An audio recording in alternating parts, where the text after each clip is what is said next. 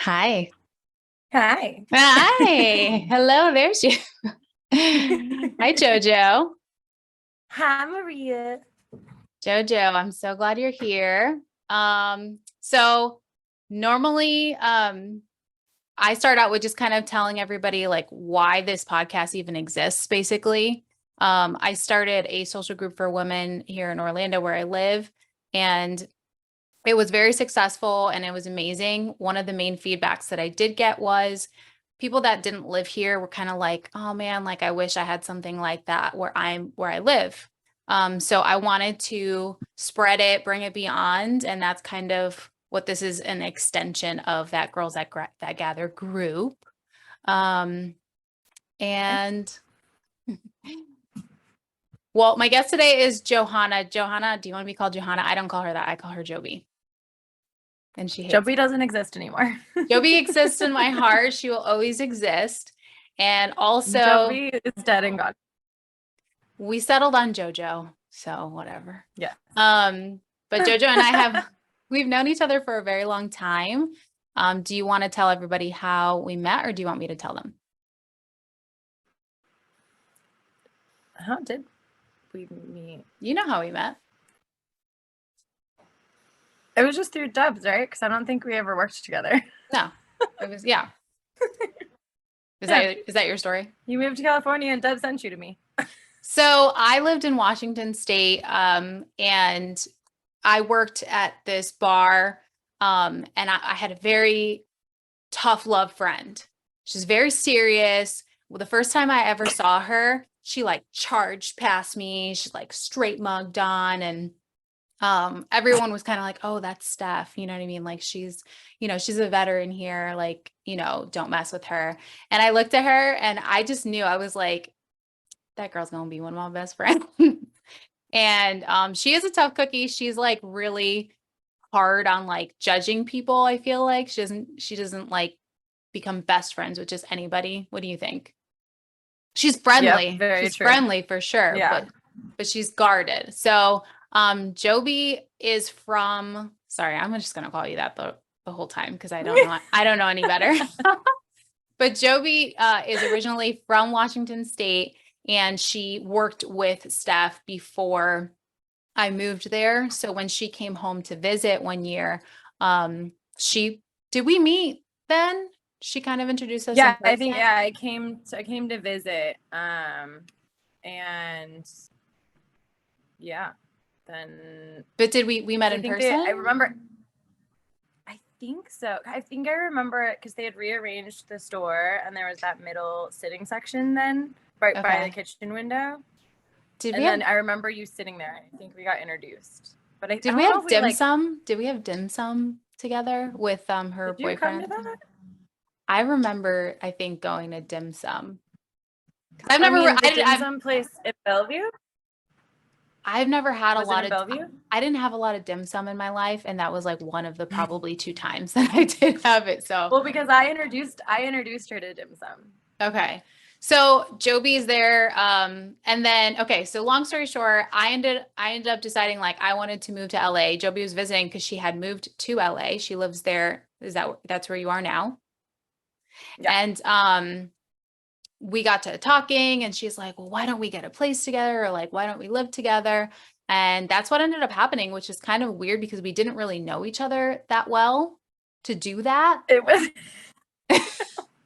But we decided it was okay because Stephanie basically vetted both of us. Like we were both like, if Joby's best friends with Steph and Maria's best friends with Steph, then they're definitely going to get along. And that's how we came to that conclusion, pretty much. Yep. And then didn't I go apartment searching with you on like FaceTime? Yes. Yeah, she did. We settled on my studio apartment. Yes. We lived in a tiny little apartment together. And if that's not a test to friendship, that was like a crash course into friendship, I think. Yeah. Don't you think so? Oh yeah. I don't think like anybody else I could live in like that small of quarters with ever. I don't think I could ever do that again, but I think it's a testament to like how much we were like really wanted to make it work and to like have that experience together. So you picked your topic of the day. Do you want to share with everybody what you chose? Self-sabotaging. Oh, good. Oh, goodness. Okay. I'm taking a sip of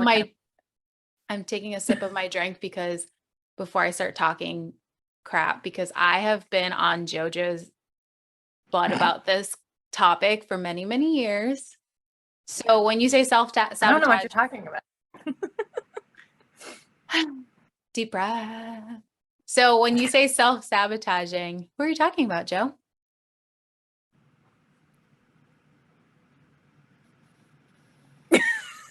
I agree. For those that can't see, she just pointed at herself. Joe is like a self-proclaimed self-sabotager. Do you have a story or like a specific time that you remember that you were like you look back on it and you were like, yeah, that was all me. Like I did that, I shouldn't have, and why you did it?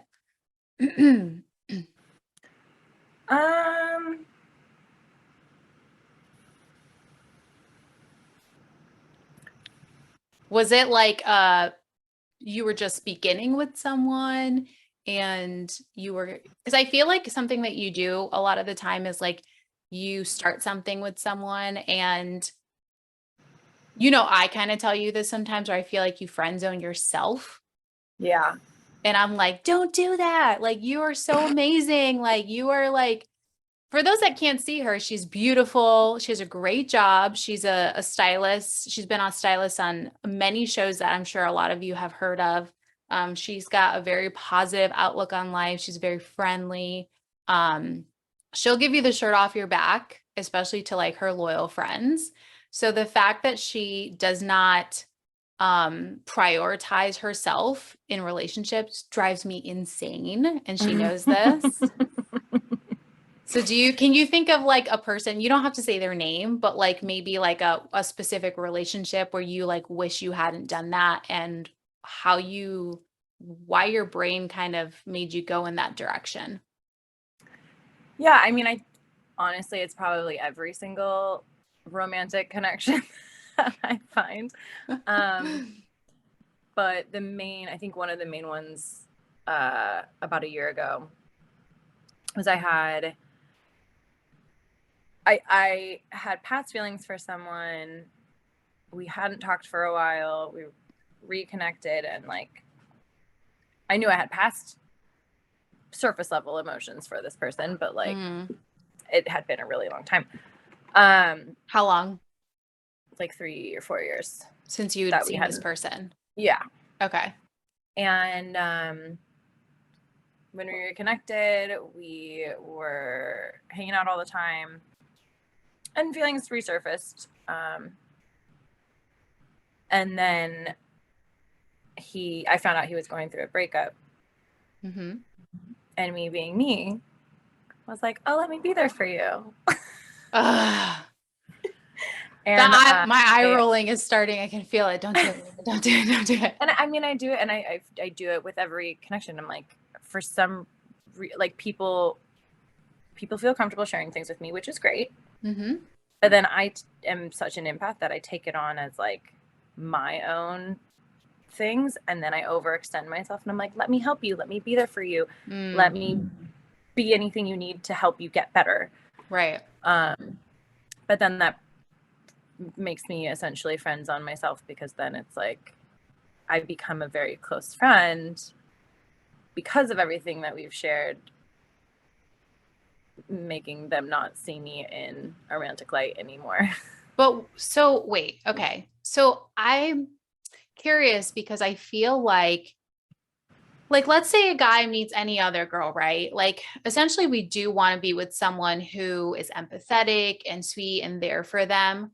What do you think is the main difference between like a guy can go that route and see this girl and like she's empathetic and sweet and nice, all the things that you are, but then he's also interested in dating her? What do you think is the difference between you and that person?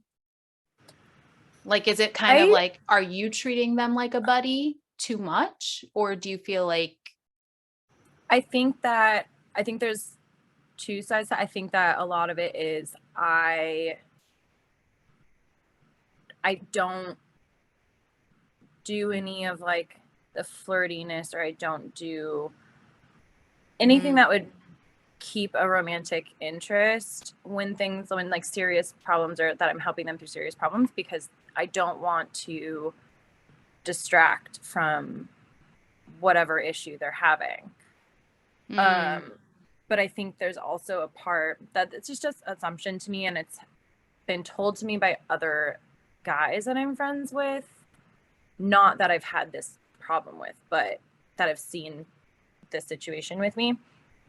And a lot of them are like, will you put yourself in a position to make yourself such a good friend that it's like the risk of losing you is not worth seeing what could happen. Gotcha. Okay. So they don't want to lose that support. And because it's kind of like, it's a really good deal for these guys, right? They have a beautiful girl that's so nice to them, who's helping them with their problems. Yeah, they're not getting anything romantic out of it, but they're getting insight to a woman's mind for free. You know what I mean? Yeah. Like typically, like they're dating a girl, and that's when they get some sort of insight to, because men think that we're a mystery. to them, they have no idea. Funny, because we're all very, very simple. We're very simple and very straightforward. The older I get, the more I feel like they're the emotional ones, and they're the ones that are complicated, and we're super straightforward with everything. So then again, we are sitting here talking about the fact that you self-sabotage. So maybe not. I mean, it's me prioritizing other people's emotions over my own. And I mean, I do it in even other situations other than romantic. I do it with all my friends. I do it with my family. I do it with my coworkers, everything.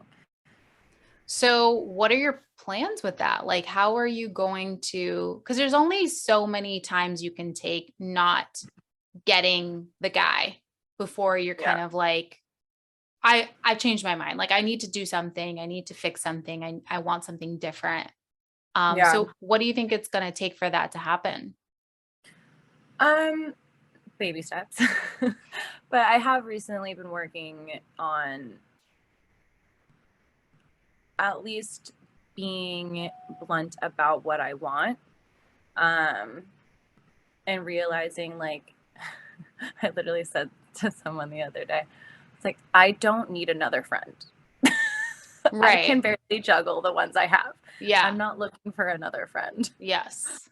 JoJo has a lot of friends. She's very popular in LA. I remember when I first moved there, she was like, I'm going to take you here and there. And we're going to go this. Like this girl showed me every inch of town. There wasn't one place she didn't know, one food spot. She's like, I know a good place for this. I know a good place for that. Like she made it her business to know the business of LA. So she's made a lot of friends along the way. And I will say too, I wonder, and I say this to her all the time, like, I wonder if the fact that you're dating in LA is part of the problem too, because I don't think when I lived there, okay, here we go. JoJo knows because we lived together, but remember I went through a dating phase and I was going on dates Sunday, Monday, Tuesday, Wednesday, Thursday, Friday, Saturday, Sunday, Monday, Tuesday, and just, do you remember that when I kind of just lost? Yeah, I remember. I needed a text message of where you were going, the dude's name, his Instagram, when you got there, when you were leaving. Yeah, text me if you're okay, send me your location, da da da. Yep. She's good about that. But what do you think about that? Like, you've obviously, well, you've been living in LA for a long time. Do you remember what it feels like to date like a normal guy in a regular town? Well, the thing about it is I never really dated ever. Like when I met my like last long-term ex, I was working for him. Then one night we made out, and literally the next day we were like together every day. I don't know. It was just like, it just happened. Yeah. And then he moved to LA with me. So he didn't even take me on a date until after we were together. Oh my gosh. Yeah. Like it just like, and then after we broke up, I spent 2 years working on myself. And then ever since, like I never have really you not dated, and Have you been on dates? And if so, I think I can count them on one hand. Jojo, no. I know. This is a fact I don't mean, think my I knew about you. date, my first date ever, I was blacked out. I don't really remember it. You got drunk. See, this is what it's like dating in freaking California, I tell you. Like, it's... To my defense, I was at Riley's back when we used to go to Riley's all the time. I know the bartender. It was country day. And there was just endless shots because they knew I was going on a date. And I literally got so drunk. I Ubered to the date. I got there first. So I took another drink and another shot because I was nervous and I was blacked out. I don't know. I think that might be part of the problem too, is like we said, you know, everybody, and by not just people, but like the places and the bartenders and the staff, like I think that if you were to go on a date, that you should go somewhere that you've never been, where you don't know anybody, because you're immediately going to go into that. Like, you're like the mayor of the Rileys, you know what I mean? Like, hey, yeah, you know, so you're making yourself comfortable, but you're also kind of like taking away from the attention. Your attention should be fully on the date. You know what I mean? Yeah. Dating sometimes just makes me really uncomfortable.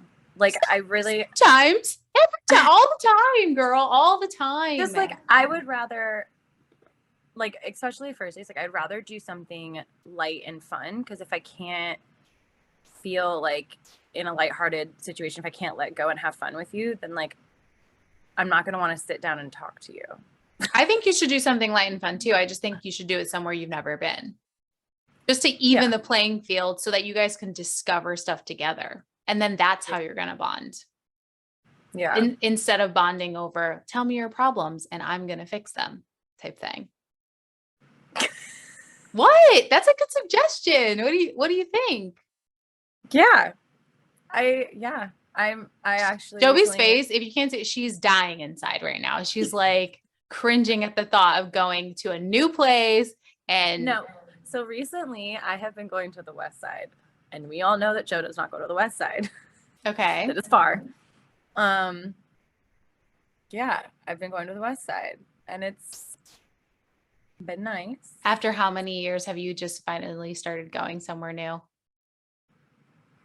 Okay. Well, no. I used to go to the West Side a lot, but I was with my ex, so it didn't really. Okay. Okay. Did he get that side in the divorce? But as like an adult that like was settled in who I am, I haven't been going to the West Side. So I've been venturing out there a lot more. Okay. New groups of people, because in LA, people in like LA Valley area do not go to the West Side and vice versa. So it's a whole new group of people.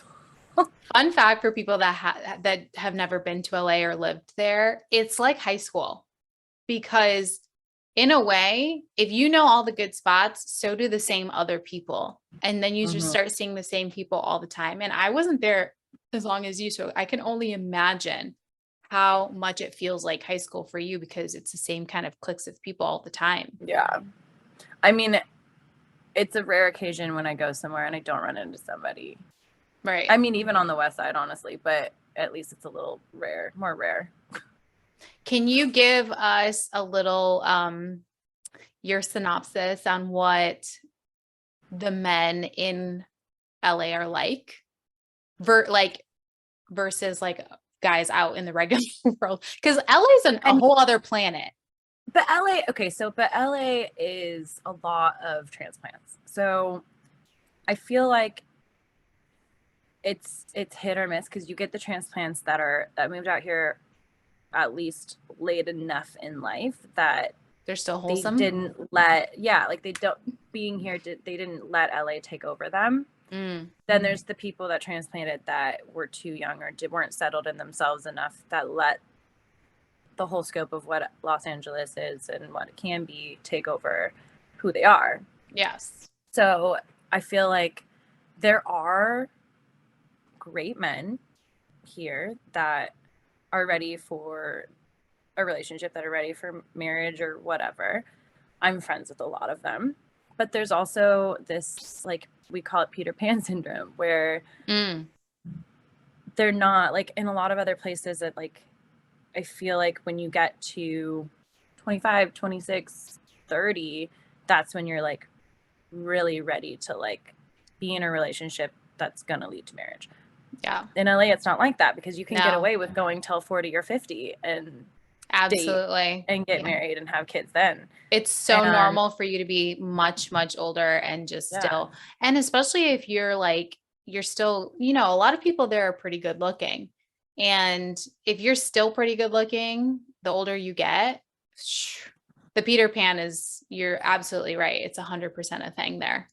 Yeah. And I mean, and then there's the women that they're either young and just got here and are absorbing all that LA has to offer, and they are naive in a lot of ways, but they're also like wanting a relationship, but they're not understanding the Peter Pan syndrome of most men in this town. But then there's the women that are still themselves, know who they are, ready for a relationship, but then we're not meeting those men because they're very, very sparse. Yeah. So, going back to you and, your self-sabotaging thing, what do you feel like you have tried? And like, you're obviously not the person that you were a year ago or 5 years ago, 10 years ago, or whatever.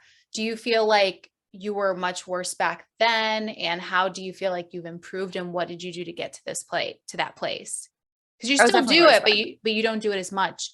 Like, what was it? Like, what tools did you use to get yourself better?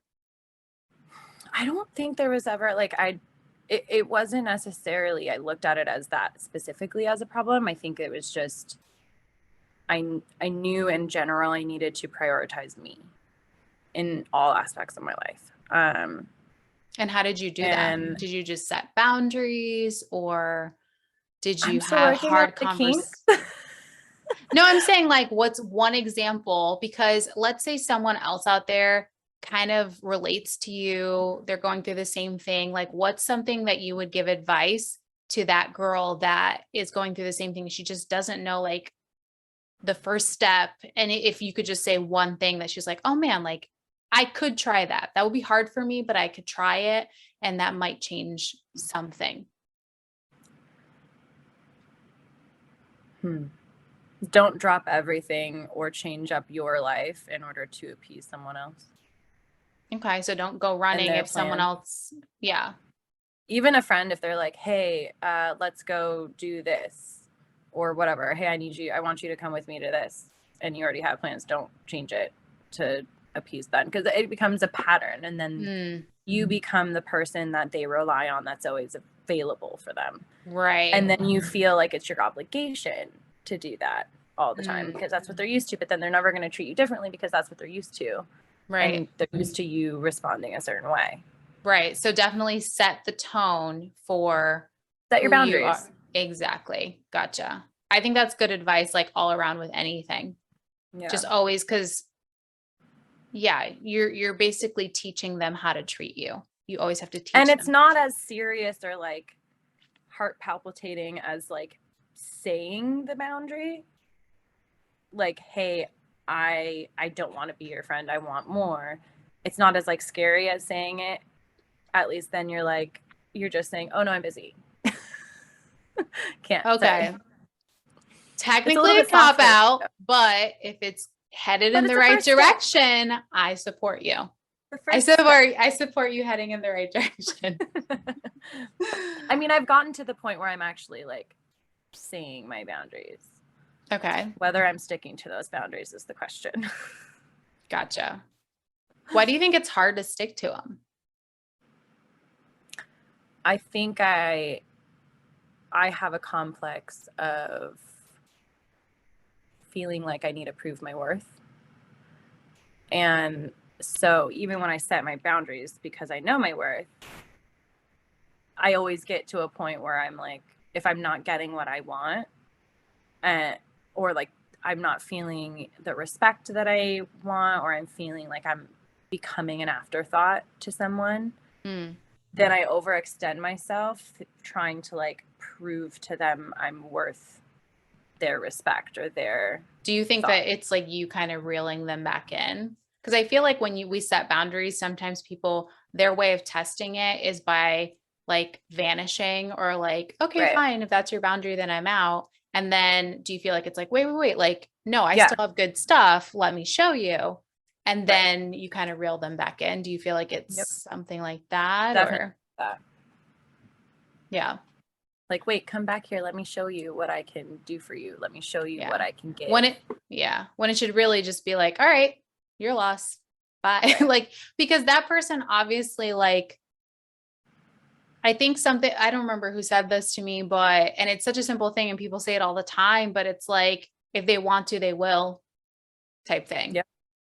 Like I repeat that in my head so much and I never go by it. But like when I'm in a situation, I'm like, well, if they wanted to, they would. Right. But what if this, and this, and this? No. So actually, no, I remember a specific situation. It was a group of friends of mine. There were 1, 2, 3, 4 different guys, totally different personalities. They're so different from one another. We all danced together. And they were giving advice to one of our girlfriends about a guy, and they all had the same answer. And they're totally different guys, and they all had the same answer. And the conclusion was, if this guy wants to see you, he will move heaven and earth. There's not going to be a effing thing like to stop him. He is going to pursue the crap out of you. And I think that's what the hard pill, like I think like we all know that as women, it's been like driven into us by any social media meme we ever see.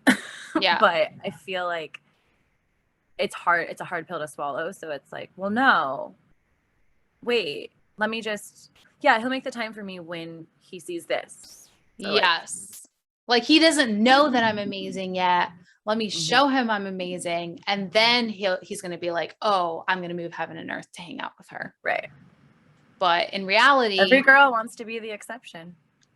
Right. Sometimes I still watch the movie He's Just Not That Into You, because we need reality checks, like sometimes. And that's a great movie for anybody that hasn't seen, any woman. I don't know how women haven't seen that movie, but if you haven't seen that movie, go see it, because it's facts. Yeah, I know. Or watch it was a book first, obviously. So if you want to read it, it's a book first. I've actually been reading what is it called? Unattached, I think. It's about attachment styles. It's been very intriguing. I'm an anxious attachment person. I believe you. But it's like, it teaches you the different types of attachment styles and how to read them from other people. And then once you can understand it, how to deal with someone that has whatever attachment style. Because I'm very much like, well, I'm an anxious person in general. Yeah. But it's the same thing of like, when you don't get this, then you go there in your mind. And what do you mean? What are you talking about? Like, if you're not getting the responses you need, then you're automatically in your head forming reasons. And then you're like, well, wait. Come back. You're forming reasons as to why you're not getting it. Why you're trying to get into their brain. Essentially belittling yourself, like it's your fault. And then trying to fix it yourself. Like, and then are you gaslighting yourself? Maybe. Oh my gosh. We're going to have a conversation about this outside. No, I'm just kidding. Joe probably doesn't answer half of my calls because she's like, nope, I'm not trying to have a therapy session today. Not today. That is not true. I'm not today. Always busy. No, she's always busy because she has 1,000 friends No, I have 1,000 jobs now. So, okay. Attachment styles. Also, love languages has been a great one. What are your love languages? I mean, that's another topic. Words of affirmation and acts of service. But is that how you show love or how you feel love? Because I feel like those are two different things. Oh, you feel the ones that you give. But the thing is, you're supposed to love someone the way they feel love, not the way you feel love. Exactly. So But naturally, I feel like when people don't understand the love languages, I feel like everybody naturally will give love the way that they accept love because that's how they think. I don't think that way at all. No, I don't, because I understand that, like, okay, so mine are like physical touch and quality time, and then it goes words of affirmation. What's the other two? Acts of service and gifts. So like those are my last two. But basically, I want to feel love to a level 10. So I'm going to feel that way if someone touches me and if someone spends time with me, like quality, good time. Like we don't have to spend every moment together, but like when it's time together, it is quality time together. So that's how I feel. So that's why I want them to give me. So I want to know what's going to make you feel like you're being loved to a level 10. Okay, yours are gifts and acts of service. So I'm going to give them gifts and acts of service because I know what it feels like to get mine. So I want them to feel the exact same thing. It's interesting because I ask people all the time, like what their love languages are, friends, whatever. And if they don't know what I'm talking about, they'll like generally know what I'm talking about, but they've never read the book. So then I'll be like, read the book. My mother never read the book. And I was like, well, it's easy. It's easy to explain it to them.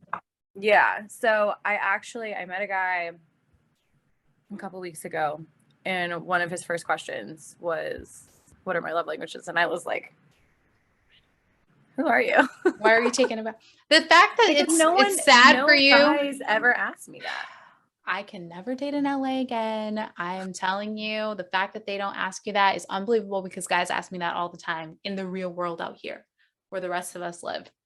Okay, well, my man need to fucking move to Florida. No, not Florida, but you know what I mean, like anywhere else. Okay, so we're going to wrap this up. We're going to start wrapping this up. But if you had any final thoughts on, your topic or anything that you wanted to say, what would they be?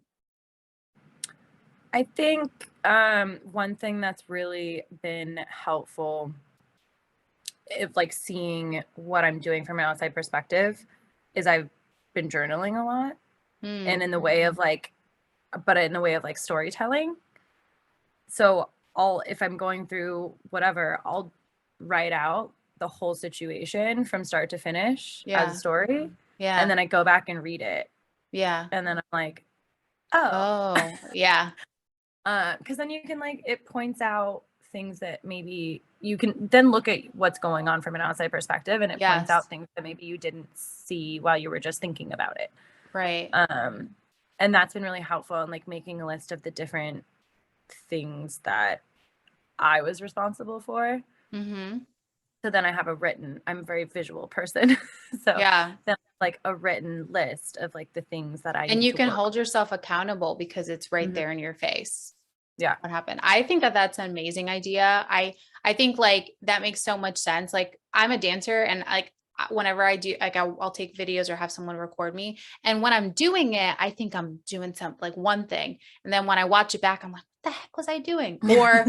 Or oh, that was amazing. I thought I did terrible. You know what I mean? So I can only imagine you writing the story out from start to finish and realizing, and probably fresh too, when it's fresh in your mind, just angry, write it out if you have to. Yeah. And then when you're a little bit calmer. Yeah, it gets easier and easier. So there's some times where I don't even have to write it out because I look back, I'm like, yep, I did that and that and that. Yeah. And I should have stopped there and I didn't. Right. Oh, then you did your overextension. But are you taking that and actively putting into your next situation, do you think? I think I get better and better each time. Okay. That's good. It's just the overextending myself is just a hard one for me because I take on I just subconsciously take on a lot of responsibility for other people. Right. But you're working on it, but yeah, this is one of the examples on how you're working on it. Yeah. And I think that that's good advice for anybody that's listening and wants to do the same. I am going to quickly wrap this up. I always do a little questionnaire at the end of the podcast. It is going to be rapid fire. And don't worry, they're fun questions. They're lighthearted. So whatever comes to your mind first, just spit it out. Are you ready? Ready. Oh, that's my timer. What is your favorite word? Cunt. Whoa. Okay, this is not going to be one of those videos for kids. I'm going to mark it down. Don't worry, moms. I'm not going to let this one get out. Okay, what is your least favorite word? Moist. What turns you on? The sauna. What turns you off? Lack of communication. What sound or noise do you live? Is it Is that the sound? No. Maybe cat purring. That's true. She's a cat lady. What sound or noise do you hate? Nails on a chalkboard. What I think we already know the answer to this one, but what is your favorite curse word? Because you already just said one. I don't know if it's that one. Well, I don't consider that a curse word, so Okay. I would say bitch. Oh, okay. What profession other than your own would you like to attempt? Probably digital marketing. And what profession would you never like to do?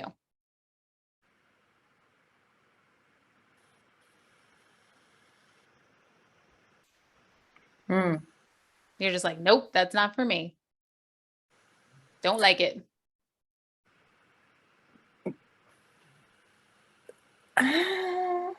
Janitorial. Okay. And that's it. There's only one question left. If heaven exists, what would you like to hear God say when you arrive at the pearly gates? I'm proud of you. That's nice. I always tell everybody that is my favorite question. And it's always sweet to hear what everybody's answers are. But Jojo, that's it. You are off the hook. I want to thank you for coming on. I think you did amazing. If you can't see her, she looks so cute in her outfit. I love her little stacking thing that she does all the time. But I appreciate you taking the time, and I love you very much. I love you. We spent a season of our life together, and I honestly wouldn't change you that much. Like I just want the best for you. Well, no, I just want the best for you. I want you to have a man. Like I want babies. I want to be an aunt. Okay. Like, and the only way we're going to get it if we start pushing you in the right direction. So, but I think that you are one of the people in my life that has like a complete heart of gold, and there are not very many people like you. And I'm praying for a man to come along that will realize everything that you are. Thank you. You're welcome. All right. Do you want to say anything before you go? No, I think that's it. All right. Well, I'll see you in November. Oh yeah, she's coming to Florida in November. I'll see you in November. Bye. Bye.